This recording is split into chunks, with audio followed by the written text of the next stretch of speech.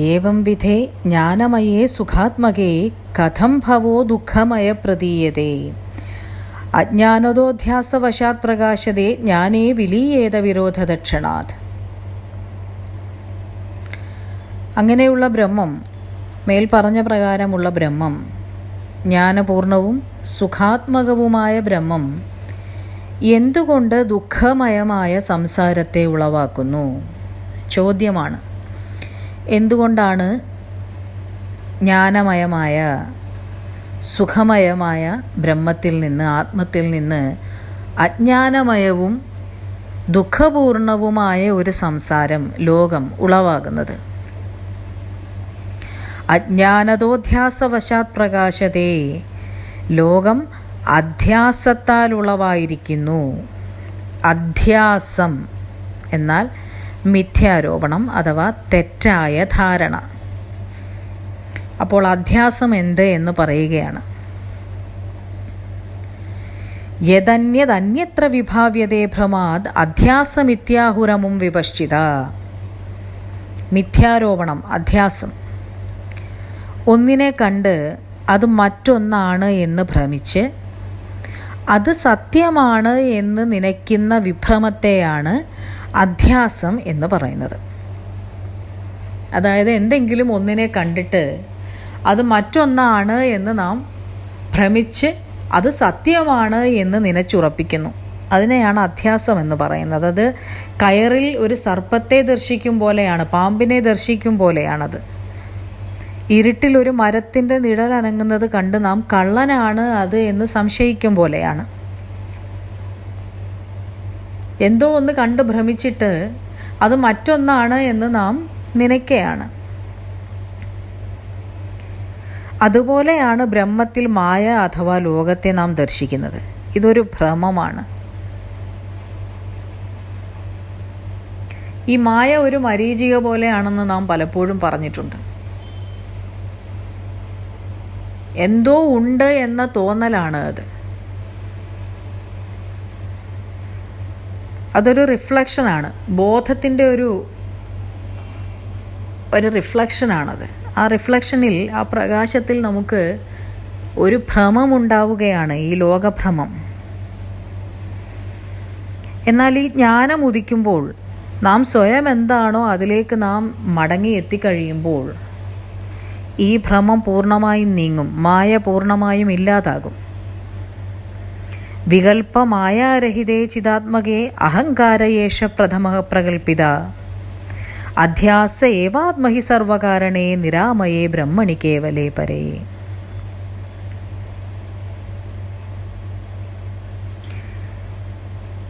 അധ്യാസം അഥവാ മിഥ്യാരോപണത്തിൻ്റെ അല്ലെങ്കിൽ ഈ ഭ്രമത്തിൻ്റെ ആരംഭം എങ്ങനെയാണ് എന്ന് പറയുകയാണ്. ഇതെങ്ങനെയാണ് തുടങ്ങിയിരിക്കുന്നത്? അധ്യാസത്തിൻ്റെ ആരംഭം അഹങ്കാരമാണ്. ആദ്യമുളവാകുന്ന ഭ്രമം ഈഗോയാണ്, അഹങ്കാരം അല്ലെങ്കിൽ ഞാൻ എന്ന ജീവബോധം. അതാണ് ഈ അധ്യാസത്തിൻ്റെ ആരംഭം.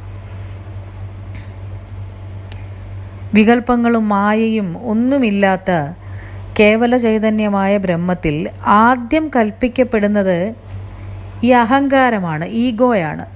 അതാണ് ആദ്യം ഉളവാകുന്നത്. അതിൽ നിന്നാണ് മറ്റെല്ലാം ഉളവായി വരുന്നത്.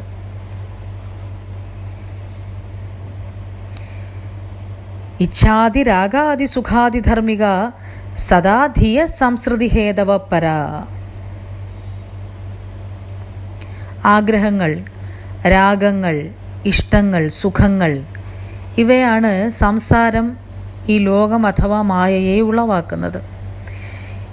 ഈ ആഗ്രഹങ്ങളും ഇഷ്ടങ്ങളും എല്ലാം നിർണയിക്കുന്നത് ബുദ്ധിയാണ്, ചിന്തയാണ്. എന്നാൽ യസ്മാത് പ്രസുപ്തൗ തദഭാവതഃ പര.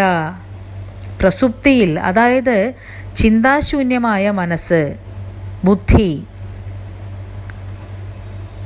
സ്ഥൂല സൂക്ഷ്മ ശരീരഭേദങ്ങൾ, ജാഗ്രത സ്വപ്ന സുഷുപ്തി ഇവയെല്ലാം ഇല്ലാതാകുന്ന നിലയിൽ, ആ അവസ്ഥയിൽ മായ അഥവാ സംസാരം അല്പമാത്രം പോലും ഇല്ലാതാവുകയും സുഖസ്വരൂപമായ ബ്രഹ്മം അഥവാ ആത്മം മാത്രം ഭാസിക്കുകയും ചെയ്യും. ഈ ബുദ്ധി, മനസ്സ്, ശരീരബോധം ഇവയെ ഇല്ലാതാക്കേണ്ടതിൻ്റെ പ്രാധാന്യത്തെ പറയുകയാണ്.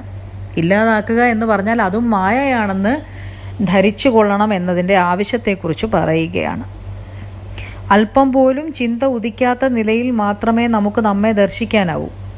രണ്ടാമതൊന്നിനെക്കുറിച്ചുള്ള അല്പമാത്രമെങ്കിലും ഉള്ള ചിന്ത അവിടെ ഉണ്ടെങ്കിൽ നമുക്ക് നമ്മെ ദർശിക്കാനാവില്ല. അപ്പോൾ നമ്മളെ ആത്മദർശനം, സ്വാനുഭൂതി ഉണ്ടാകും വരെ നാം മറ്റെന്തോ ആണെന്ന അധ്യാസം അഥവാ വിഭ്രമത്തിലാണ് നാം. അതുകൊണ്ടാണ് ചിത്തവൃത്തികളെ നിരോധിക്കണമെന്ന് പറയുന്നത്, ചിന്തകളെ അടക്കണം എന്ന് പറയുന്നത് അതുകൊണ്ടാണ്. ചിന്തകൾ വന്നു പോയിക്കോട്ടെ എന്ന് പറഞ്ഞ കാര്യം ചോദിച്ചിരുന്നല്ലോ. ചിന്തകളെ വരാനും പോകാനും അനുവദിച്ചാൽ അതിങ്ങനെ വന്നു പോയിക്കൊണ്ടേയിരിക്കും. അതിനെ ഒബ്സർവ് ചെയ്യുക എന്നൊന്നും ഉള്ളതല്ല. അതിനെ ബലമായി അടക്കുക തന്നെ വേണം. ചിന്തകളെ നിയന്ത്രിക്കുക തന്നെ വേണം. കാട് കയറിയ ചിന്തകൾ ആത്മീയന് മാത്രമല്ല ഭൗതികനും നല്ലതല്ല. അതുകൊണ്ട് ചിത്തവൃത്തികളെ നിരോധിക്കണം. അനാദ്യ വിദ്യേത് ഭവബുദ്ധിബിംബിതോ ജീവപ്രകാശോയമിതീര്യതേ ചിതഃ. അനാദിയായ അവിദ്യയിൽ നിന്നാണ് ബുദ്ധി, ജീവൻ അഥവാ പ്രത്യേക വ്യക്തിത്വം എന്ന ഈഗോ, അഹങ്കാരം സൃഷ്ടിക്കപ്പെടുന്നത്. ബ്രഹ്മത്തിൻ്റെ ബോധമാണ്, ബ്രഹ്മപ്രകാശമാണ് ബുദ്ധിക്ക് ചൈതന്യമായിരിക്കുന്നത്, ഊർജമായിരിക്കുന്നത്. ആ ബുദ്ധിയാണ് ഞാൻ, നീ എന്നിങ്ങനെയുള്ളവയെ ഉളവാക്കുന്നതും തിരിച്ചറിയുന്നതും ഉറപ്പിക്കുന്നതും. അപ്പോൾ നമ്മുടെ ബുദ്ധി പ്രവർത്തിക്കുന്നത് ആ ചൈതന്യമുള്ളത് കൊണ്ടാണ്, ചൈതന്യത്തിൻ്റെ സഹായത്താലാണ്.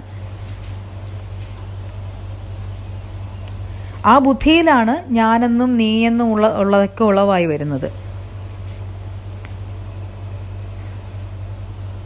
ഈ ബുദ്ധിക്ക്, അല്ലെങ്കിൽ അതിൻ്റെ പ്രവർത്തനങ്ങളെ വീക്ഷിച്ചും സാക്ഷിയായും ബുദ്ധിയിൽ നിന്നും വേറിട്ട് നിൽക്കുന്നതും അതേസമയം തന്നെ ബുദ്ധിയിൽ വ്യാപിച്ചും നിൽക്കുന്നു ബ്രഹ്മം.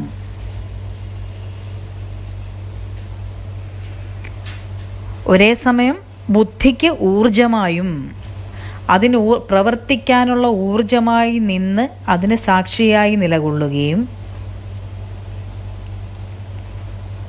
അതിൽ നിന്ന് വേറിട്ട് നിൽക്കുകയും അതേസമയം തന്നെ ഈ ബുദ്ധിയിൽ മുഴുവൻ ഊർജമായി വ്യാപിച്ചു നിൽക്കുകയും ചെയ്യുന്നു ബ്രഹ്മം. ബുദ്ധിയുടെ പ്രവർത്തനത്തിന് സാക്ഷിയായിരിക്കുന്നു. തൻ്റെ ഊർജം അഥവാ ബോധപ്രകാശം സ്വീകരിച്ച് അതിൻ്റെ സഹായത്താൽ ബുദ്ധി പ്രവർത്തിക്കുമ്പോഴും ആ ബുദ്ധിയോട് ഒട്ടലില്ലാതെ ഇരിക്കുന്നു ബ്രഹ്മം. അപ്പോൾ ബുദ്ധി ബ്രഹ്മമല്ല എന്ന് വിചാരിച്ചുകൊള്ളുക. എന്നാൽ ബ്രഹ്മത്തിൽ തന്നെയാണ് ബുദ്ധി ഉളവായിരിക്കുന്നത്. ബുദ്ധി പ്രവർത്തിക്കുന്നത് ആ ചൈതന്യത്താൽ തന്നെയാണ്. എന്നാൽ ബുദ്ധി അതല്ല.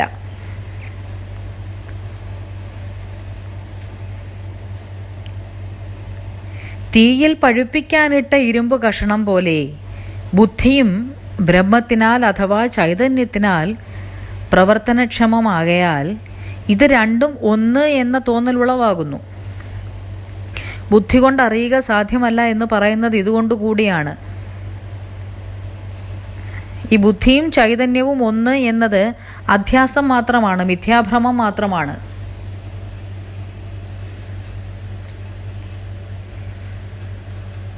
ഇതിനെ ബുദ്ധി കൊണ്ട് അറിയാൻ കഴിയുകയില്ല. ബുദ്ധിയുടെ സഹായം മാത്രമേ നമുക്ക് തേടാൻ കഴിയുകയുള്ളൂ. അന്യോന്യം അധ്യാസവശാത് പ്രതീയതേ ജഡാജഡത്വം ച ചിദാത്മചേതനേ ചേതസോ. അധ്യാസം അഥവാ മിഥ്യാധാരണയിൽ ജഡവസ്തുവായ ബുദ്ധിയെ നാം അജഡമായി കാണുകയാണ്. അജഡം അഥവാ ചൈതന്യത്തെ ജഡമായും കാണുന്നു. നോക്കണം, നമ്മൾ ബുദ്ധി അഥവാ ജഡവസ്തു, അതിനെ നമ്മൾ അജഡം അഥവാ ജീവനുള്ള വസ്തുവായി കാണുന്നു.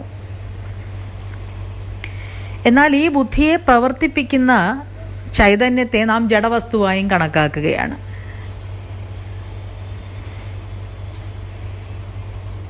ചൈതന്യമില്ലെങ്കിൽ ബുദ്ധി പ്രവർത്തിക്കുകയില്ല. ബുദ്ധി പിന്നീട് ഒരു ജഡവസ്തുവാണ് ചൈതന്യമില്ല എങ്കിൽ. എല്ലാം ബ്രെയിനിലാണ്, ബുദ്ധിയിലാണ് എങ്കിൽ ചൈതന്യം അഥവാ ഈ ഊർജം നിലച്ച ശേഷവും ബുദ്ധിയുടെ പ്രവർത്തനം നടക്കണമല്ലോ. അങ്ങനെ നടക്കാറുണ്ടോ? ശരീരത്തിൽ നിന്നും ഊർജം വേർപെട്ട ശേഷം, ചൈതന്യം വേർപെട്ട ശേഷം ബുദ്ധി പ്രവർത്തിക്കാറുണ്ടോ? ഇല്ല. അപ്പോൾ ബുദ്ധി ബ്രഹ്മം അഥവാ ചൈതന്യത്താൽ, അതിൻ്റെ ബോധ ഊർജത്താൽ തന്നെയാണ് പ്രവർത്തിക്കുന്നത്. ബുദ്ധിയാണ് ജഡം, ചൈതന്യം അഥവാ ബ്രഹ്മം അജഡമാണ്. നാം ഇതിനെ തിരിച്ച് കൽപ്പന ചെയ്യുന്നു. അതിനെയാണ് അധ്യാസം അഥവാ മിഥ്യാഭ്രമം എന്ന് പറയുന്നത്.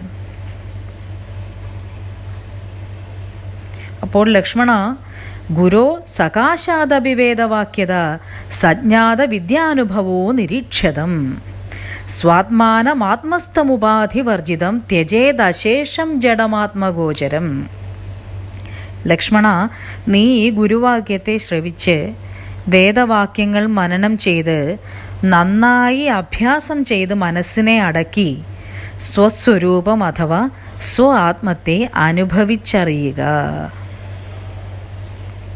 ശ്രീരാമചന്ദ്രൻ പറയുകയാണ് ലക്ഷ്മണനോട്, നീ ഗുരുവാക്യങ്ങൾ ശ്രവിച്ച് ഗുരു പറഞ്ഞ വാക്യങ്ങളെ നന്നായി മനനം ചെയ്ത് അതിനെ നന്നായി അഭ്യാസം ചെയ്ത് നിന്റെ മനസ്സിനെ അടക്കി നിന്നെ തന്നെ തിരിച്ചറിയൂ, നിന്നെ തന്നെ അനുഭവിക്കൂ എന്നത്. ഒരു ഉപാധികളുമില്ലാത്തതും സകലതിനും ആത്മസ്വരൂപവുമായ ബ്രഹ്മം തന്നെയാണ് താൻ എന്ന് അറിഞ്ഞ് സകല ജഡങ്ങളെയും അന്യമായി കാണപ്പെടുന്നതെല്ലാത്തിനെയും ത്യജിച്ച് സ്വാത്മം അഥവാ ബ്രഹ്മമായിരിക്കേണ്ടതാണ് എന്ന് ശ്രീരാമചന്ദ്രൻ പറയുകയാണ്. ഞാൻ അഥവാ ബ്രഹ്മം പ്രകാശസ്വരൂപവും ജനിമൃതികളില്ലാത്തതും അദ്വയവും ശുദ്ധവും ശുദ്ധബോധാത്മവും നിരാമയവും പൂർണ്ണവും ആനന്ദവും കർമ്മരഹിതവുമാകുന്നു. സ്വരൂപത്തെക്കുറിച്ച് പറയുകയാണ്. സദൈവ മുക്തോഹം അചിന്ത്യശക്തിമാൻ. ഞാൻ സദാ മുക്തമാണ്,